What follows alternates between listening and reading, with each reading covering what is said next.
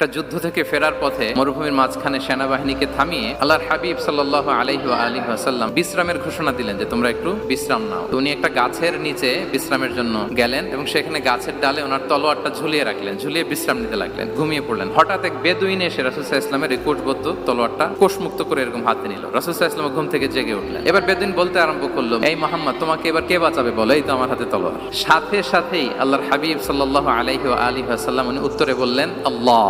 কোনো চিন্তা ভাবনা নাই যে ওরে আঘাত করা যায় কিনা পাল্টা, বা কোনোভাবে ওর কনফিডেন্স ডাউন করা যায় কিনা, কোনো দিকে না তাকিয়ে কি বললেন? আল্লাহ। সব সময় তিনি আল্লাহ কেন্দ্রিক ছিলেন। গায়ে সাউরে যখন আল্লাহ রাসূল সাল্লাল্লাহু আলাইহি ওয়াসাল্লাম এবং আবু বকর রাদিয়াল্লাহু তাআলা আনহু ওনারা আশ্রয় নিয়েছিলেন রাত্রিবেলায়, কুরাইশরা যখন খুঁজতেছিল, আবু বকর রাদিয়াল্লাহু তাআলা আনহু বলেন যে কুরাইশদের পা দেখা যাচ্ছে, ওরা যে হেঁটে যাচ্ছে, একটু উকি মারলে আমাদেরকে দেখা যায়। রাসূল সাল্লাল্লাহু আলাইহি ওয়াসাল্লাম আবু বকর রাদিয়াল্লাহু তাআলা আনহুকে বলেন যে আবু বকর, চিন্তা করো না, লা তাহসান ইন্নাল্লাহা মা'ানা। আবু বকর, চিন্তা করো না, আল্লাহ আমাদের সাথে আছেন। সুবহানাল্লাহ।